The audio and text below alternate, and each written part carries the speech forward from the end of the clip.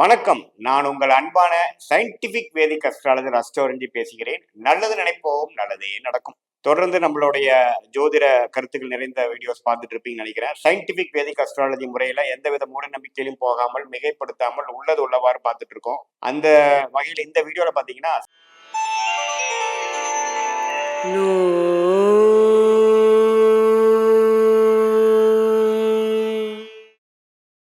சிம்ம ராசிக்காரர்களுக்கு 2025-26 இந்த 2 ஆண்டுகள் எத்தகைய ஒரு பலாபலங்கள் நிறைந்த ஒரு ஆண்டுகளாக சிம்ம ராசிக்காரர்களுக்கு இருக்க போகுதுங்கிறது கொஞ்சம் டீட்டெயில்டா பார்க்க போறோம். அதுக்கு முன்னாடி நம்ம சேனலுக்கு ஃபர்ஸ்ட் டைம் வரவங்க மறக்காம சப்ஸ்கிரைப் பண்ணுங்க. ஃப்ரெண்ட்ஸ் அண்ட் ரிலேட்டிவ்ஸ்க்கு உங்களுக்கு பிடிச்ச வீடியோஸை ஷேர் பண்ணுங்க.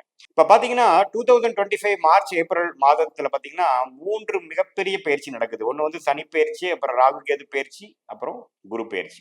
3 ஆண்டு கிரகம் என்று சொல்லப்படுகிற சனி, ராகு, கேது, குரு 4 கிரகமும் பயிற்சி அடையக்கூடிய ஒரு காலகட்டம் வந்து மார்ச் 2025, ஏப்ரல் 25, 2025. ஸோ அந்த டைம்ல பாத்தீங்கன்னா நிறைய பேர்த்தோட வாழ்க்கையில வந்து ஒரு நல்ல மாற்றமாகவும் சாதகமற்ற மாற்றமாகவும் நிறைய பேருக்கு ஒரு தாக்கத்தை கொடுக்கும். குறிப்பா ராசிக்காரர்களுக்கு. ஏன்னா எப்பவுமே கோச்சார ராசி வச்சுதான் செயல்படும், தசாபுக்திகள் வந்து லக்னம் வச்சு செயல்படும். ஸோ அந்த அடிப்படையில சிம்ம ராசிக்காரர்களுக்கெல்லாம் பாத்தீங்கன்னா எப்படி இருக்கும் அப்படின்னு நீங்க கொஞ்சம் ஆவலா பார்த்துட்டு இருப்பீங்க. 2023-24 பாத்தீங்கன்னா 7ல சனி, 10ல அதிகமாக குரு, 2ஆம் இடத்துல ராகு கேது இருந்து பண விஷயத்துல வந்து ஒரு முடக்கத்தை கொடுத்து கைக்கு வந்தது வாய்க்கு வரவே இல்லையேங்கிற மாதிரி ஒரு சில விஷயங்கள் கொடுத்துட்டு இருந்தார். ஏன்னா 2ஆம் இடத்துல கேது வந்து சில பிரச்சனைகள் கொடுத்தது. ஆனாலும் குரு பார்வையினால கடைசி ஒரு 4 மாதமாக சில பெனிஃபிட்ஸ் கொடுத்திருப்பார்.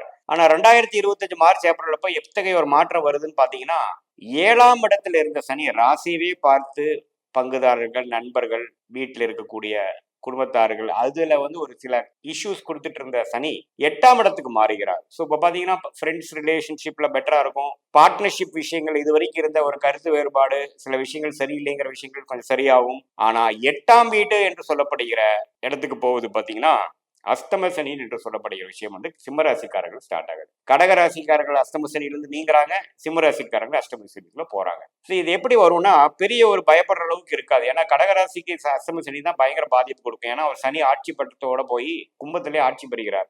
பட் இப்ப சிம்மராசிக்கு அஸ்தம சனி வரும்பொழுது எப்பவுமே குரு வீட்டுக்கு தான் வந்து சனி போய் சிம்மராசியை வந்து பாதிக்க போறாரு. ஸோ குருவோட வீட்டுல போய் சனி போகிறது வந்து அவ்வளோ ஒரு பெரிய பாதிப்பு கிடையாது. சனி ஆட்சி பலத்தோடு இருந்து கடகராசி கொடுக்கக்கூடிய பாதிப்பு கம்பேர் பண்றப்போ ஒரு பாதி தான், 50% தான் பாதிப்பு இருக்குங்கிறது தான் வந்து ஜோதிட கருத்து. ஸோ அந்த அடிப்படையில சிம்மராசிக்காரங்க ரொம்ப பயப்பட வேண்டாம். என்னடா அஷ்டம சனிக்குள்ள போறோமா, என்னென்ன ஆக போகுது, ஆல்ரெடி இப்பவே சில பிரச்சனைகள் இருக்கு, இன்னுமே பிரச்சனை அதிகமான தாங்க முடியாது அப்படிங்கிற மாதிரிலாம் நீங்க பயப்படுவீங்க, தேவையில்லை. எது மாதிரி ஒரு மாற்றத்தை கொடுக்குங்கிறது நான் சொல்றேன் பாருங்க. குரு பாத்தீங்கன்னா அதே சமயத்துல 10ல் இருக்கக்கூடிய குரு 11ஆம் இடத்துக்கு மாறுறது அருமையான விஷயம். ஸோ அதுல 11ஆம் இடத்துக்கு போய் 7ஆம் இடத்துக்கு ராகு மாறாரு பாருங்க, ராகு பார்க்க போறாரு. ஸோ பங்குதாரர் மூலமாக வெளிநாட்டு சில நீங்க யாரோட வந்து அசோசியேட் ஆயிருக்கீங்க பிசினஸ்ல அப்படிங்கிறவங்களோட நல்ல லாபங்கள் வரும், ஒரு அருமையான ஒரு பிராப்தங்கள் கிடைக்கும். அதே சமயத்துல பாத்தீங்கன்னா 8ஆம் இடத்து சனி உங்களுக்கு என்ன கொடுக்கும் அப்படின்னா சில மறைமுகமான சில இன்கம்ஸ் கொடுக்க ட்ரை பண்ணுவார். ஹெல்த் இஷ்யூஸ் கொஞ்சம் போயிட்டு இருக்கிறவங்களாம் கொஞ்சம் ட்ரீட்மெண்ட் எடுத்து அதுக்கு வேணுங்கிற தெரப்பி எடுத்து அதுக்கு வேணுங்கிற சில ஆப்ரேஷன் சர்ஜரி தேவை அப்படின்னா அது பண்ணிக்கக்கூடிய அமைப்புகள் உண்டு. நிறைய டிராவலிங் கொடுப்பார். அதே சமயத்துல பாத்தீங்கன்னா பண விஷயத்துல வந்து ஓரளவுக்கு ரிலீஃப் இருக்கும். ஏன்னா 2ஆம் இடத்துல இருக்கக்கூடிய கேது ராசிக்குள்ளேயே வந்துட்டார். ஸோ அப்படிங்கிறப்போ உங்களுக்கு பாத்தீங்கன்னா சில விஷயங்கள் வந்து அடுத்த லெவல் ஆஃப் பிளானிங்க்கு தேவையான சில விஷயங்கள் போட்டு மண்டையை குழப்பிக்கக்கூடிய அமைப்புகள் உண்டு. பணம் விஷயங்கள் வந்து கொஞ்சம் பிரச்சனை இல்லை. ஏன்னா 11ஆம் இடத்துக்கு குரு வந்தனால இதுவரைக்கும் நீங்க ஒரு விஷயத்த விற்கலாம், ஒரு வர வேண்டிய பணம் வரமாட்டேங்குது, ஒரு விஷயம் நம்ம 2 வருஷமா ட்ரை பண்றோமே, அது நடந்தா கொஞ்சம் பாதி பிரச்சனையை சால்வ் பண்ணிக்கலாமே அப்படிங்கிற விஷயங்கள்லாம் கொஞ்சம் கையேறும். ஏன்னா குரு வந்து 11ஆம் இடத்துக்கு வர்றது அற்புதமான விஷயம்.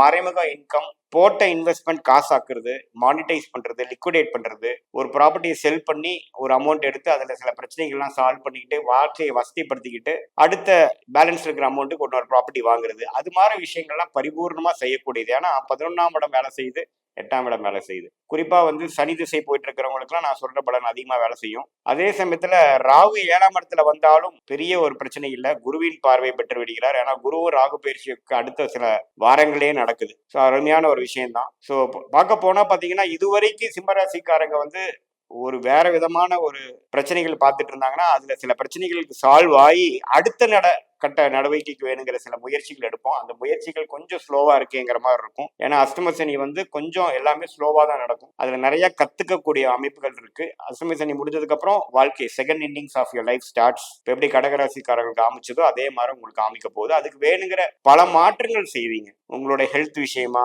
உங்களோட உறவுகள் விஷயமா, பிசினஸ் விஷயமா, வேலை விஷயமா நிறைய மாற்றங்கள் வரும். வெளிநாடு வெளிமாநிலம் போகக்கூடிய அமைப்பு உள்ளவர்களுக்கு வந்து போவீங்க. ஏன்னா எட்டாம் இடத்துக்கு சனி வரும்பொழுது வீட்டு விட்டு போய் கொஞ்சம் ஃபுட்டு அந்த இருக்கக்கூடிய ஏரியா பொறுத்து நம்ம கொஞ்சம் கஷ்டப்பட வேண்டிய அமைப்பு இருக்கு. அதுவும் பார்ட் அண்ட் பார்சல் ஆஃப் அஷ்டம சனியோட ஒரு பலாபலன்கள் தான். ஸோ எப்பவுமே ஒரு கம்ஃபர்ட் ஜோன்ல இருந்து வெளியில போய் சோசியல் லைஃப்ல இருந்து கொஞ்சம் வெளியில போய் கொஞ்சம் கடுமையா உழைத்து கொஞ்சம் மன இறுக்கமாக ஒரு பெரிய ஒரு வெற்றி பெற முடியாமல் பட் உள்ளூர நம்ம அதிகமா உழைக்கக்கூடிய ஒரு டைம் தான் பாத்தீங்கன்னா அஷ்டம சனி. அதனால வெளியில வந்து வெற்றியாளரா நம்ம காமிச்சிக்க முடியலனாலும் ஃபியூச்சர்ல வர ஒரு வெற்றிக்கு நீங்க இப்ப செய்யக்கூடிய அமைப்பு தான் வந்து ஒரு மூல காரணமாக அமையுங்கிறத நீங்க குறிப்பா பாத்துக்கணும். ஸோ எல்லாமே வந்து மாற்றங்கள் நிறைந்ததுதான் வாழ்க்கை. அதுல இந்த 4 கிரகங்கள் மாற்றம் வந்து சில விஷயங்கள் நல்ல ஒரு பெனிஃபிட் கொடுத்து வரவேண்டிய பணம் வந்து அது மூலமா இன்வெஸ்ட் பண்ணி அடுத்த லெவல் போகக்கூடிய அமைப்புகள் கண்டிப்பாக உண்டு. அதே சமயத்துல இப்போ சில எடுக்கக்கூடிய முயற்சிகள்ல கொஞ்சம் ஸ்டக் ஆகி போன வருஷம் ஆகக்கூடிய பிசினஸ் ஆகலையே, கொஞ்சம் வந்து ட்ரையா இருக்கு,